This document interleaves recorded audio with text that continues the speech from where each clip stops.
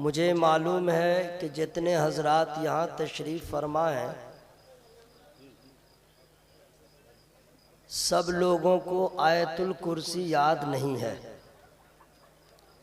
सब लोगों को दुआए कुनूत याद नहीं है, सब लोगों को दुआए मासूरा भी याद नहीं है। सब लोगों को अजान के बाद की दुआ याद नहीं है। जितने बैठे हैं अक्सर ऐसे हैं जिनको खाने से पहले की भी दुआ याद नहीं और खाने के बाद की भी दुआ याद नहीं। इतने बैठे हुए हैं, उसमें अक्सर ऐसे लोग हैं जिनको नमाज़े जनाजा में पहली तकबीर के बाद जो सना पढ़ेंगे उसमें अजाफा क्या होगा और दूसरी तकबीर के बाद क्या दुआ पढ़ेंगे मालूम है या नहीं, अक्सर लोगों को मालूम नहीं। लड़का नाबालिग हो, लड़की नाबालिगा हो और उसका जनाजा हो, क्या दुआ पढ़ी जाएगी? बाप है तो अपनी बेटी के लिए क्या दुआ पढ़ेगा तीसरी तकबीर के बाद? अक्सर लोग ऐसे हैं जिनको याद नहीं। मस्जिद में जाएंगे क्या पढ़ेंगे, ज्यादातर लोग हैं जिनको याद नहीं। और निकलेंगे तो क्या पढ़ेंगे, अक्सर लोगों को याद नहीं। कमाल तो ये है कि खाने के लिए तो लगता है कि जान दे देगा, हराम और हलाल का भी ख्याल नहीं रखता। और टॉयलेट में जाएगा तो कौन सा पांव पहले दाखिल करेगा और क्या पढ़ेगा, अक्सर लोगों को नहीं मालूम। अरबी में इतने लोग बैठे हुए, मैं आप ही की बात नहीं कर रहा, ऑल इंडिया की बात कर रहा हूं। अक्सर लोग ऐसे हैं जिनको अरबी में फज्र की सुन्नत की भी नीयत याद नहीं। और गाना, फेसबुक, व्हाट्सएप, चुगलखोरी, हसद, इमाम की मुखालफत, मौलाना के खिलाफ जंग, इसमें तो स्टूट किए हुआ है। और हकीकत यह है कुछ भी याद नहीं। एक दुआ है, एक है दुआ जो सबको याद है, वो सबको याद है। वो दुआ का नाम क्या है? दुरूद शरीफ। याद है कि नहीं? अगर दुरूद भी याद नहीं है तो मैं नहीं कहूंगा कि आपको करना क्या है, नहीं कहूंगा कि एक कतरा पानी पी के मर जाओ या उसमें डूब के मर जाओ, ये सब नहीं कहूंगा। दुरूद शरीफ मेरा गुमान है कि सबको याद है। क्यों? क्योंकि सब मुसलमान हैं, सब नमाज पढ़ते हैं।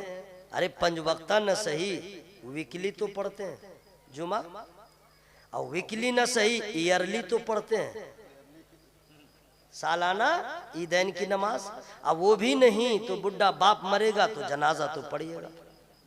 कोई भी नमाज दुरूद से खाली नहीं, नफल हो, वाजिब हो, फर्ज हो, सुन्नत हो, जुमा की हो, तरावी हो, कोई नमाज दुरूद से खाली नहीं। कमाल तो यह है कि जो नमाज असल में नहीं है, उर्फ में लोग कहते हैं नमाजे जनाजा, वो भी दुरूद से खाली नहीं। तो इसका मतलब है कि मुसलमान है तो कोई दुआ याद रहे न रहे, दुरूद याद है। और जब याद है तो लजाना कैसा, शर्माना कैसा, आवाज को दबाना कैसा, बगैर किसी खौफ के आवाज को खोलिए और जानबूझकर इश्क़े रसूल में डूबकर तमाम हाजरीन बाबाजी बुलंद बारगाहे रिसालत माब में हदिये दुरूद व सलाम पेश कीजिए। अल्लाहु रब्बो मुहम्मदिन सल्लल्लाहु अलैहि वसल्लम, नहनु इबादो मुहम्मदिन सल्लल्लाहु अलैहि वसल्लम, अल्लाहु रब्बो मुहम्मदिन सल्लल्लाहु अलैहि वसल्लम, नहनु इबादो मुहम्मदिन सल्लल्लाहु अलैहि वसल्लम। अरकाने कमेटी को मैं मुबारकबाद पेश करता हूँ। ऐसे वक्त में बारिश शुरू हुई जब सामीन के आने का वक्त था, लेकिन बारिश ने आशिकों के कदम की जंजीर खुद को न बना सकी। ये ठाठे मारता हुआ दीवानों का मजमा ये बता रहा है कि बारिश हो या कड़ी धूप हो, नबी की मोहब्बत में जलसों में जाना पड़े या दीन के लिए आवाज दी जाए तो हम इंशाअल्लाह पहुंच सकते हैं। सुभान अल्लाह। ये बहुत बड़ी बात है, वरना लोगों को बहाना मिल जाता, अरे बारिश हो रही यार सो जाओ। लेकिन आप लोगों की मौजूदगी बता रही है कि अल्लाह का शुक्र है, इश्क़ रसूल की शमा भी मुनव्वर है। गाज़ी मिल्लत मुफक्किर इस्लाम तर्जमाने मसलक आला हजरत हजरत अल्लामा गुलाम रसूल बलियावी साहब क़िबला का खिताब आपने सुन लिया। कभी कभी इनका खिताब होता है, वरना अक्सर अपने माफी ज़मीर को पेश करते हैं। मैं तो दुआ करता हूँ अल्लाह ताला ये दर्द सारे उलमा को अता फरमा दे। आमीन। जोर से बोला, हम जोर से बोले ना बामी। तमाम उलमाए किराम को दीन का ऐसा दर्द अता फरमा दे। चूंकि मैं आया हूँ किसी और काम से, अगर मैं इधर इंट्रोडक्शन करा दूं तो कुछ लोग कहेंगे कि ऐसे लोगों को दावत क्यों देते हो। आया बलियावी साहब के बारे में बोलने लगा। बलियावी साहब की जात वो है, पार्लियामेंट में रहे तो अपने मजहब का दर्द रखा। मेंबर ऑफ पार्लियामेंट थे और वहां शेर की तरह गरजते थे। मैंने वीडियो क्लिप देखा था। अगर ये विधानसभा में रहे, वहां मसलक आला हजरत का झंडा लहराते रहे, कहीं भी रहे। और अल्लाह ताला ने वो जबान में असर दिया है। कभी कभी तो मैं सोचता हूं कि ये अल्लाह का खास फजल है कि जब मजहबी जलसों में आते हैं तो ऐसा लगता क्या है कि खतीब इस्लाम बोल रहा है। और अगर सियासी स्टेज पे होते हैं तो लगता है कि इनके नस्लन बाद नस्लिन, जिनके खानदान में सियासी रहनुमा ने जन्म लिया है, उसी खानदान का कोई परवरदा बोल रहा है। जबकि ऐसा कुछ नहीं है, ये कमाल अल्लाह ने अता फरमाया। सुभान अल्लाह, सुभान अल्लाह। हज़रात, मैं आप लोगों को इसलिए कह रहा हूँ, हम लोगों को अपनी फिक्र रहती है। अल्लामा गुलाम रसूल बलियावी साहब को अपने मजहब कौम मुस्लिम का दर्द होता है। हम लोग को कोई खबर ही नहीं, मिलाद पढ़ते रहे, जलसा करते रहे और ये इदारे शरिया में मीटिंग पे मीटिंग बुलाते रहे। फिर उसके बाद इसको नेट पे लाए।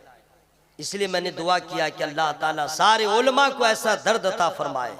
और याद रखिएगा, जिस कौम को ऐसा रहबर मिल गया वो कौम अपने आप को खुश नसीब समझे। वाह। वरना ऐसे ऐसे रहनुमा हैं, मैं बताऊं शिकायत हो जाएगी, समझ गए। हम में ही हैं, रहने दो, जोरा होने दो, बस मुसल्ला बचाओ।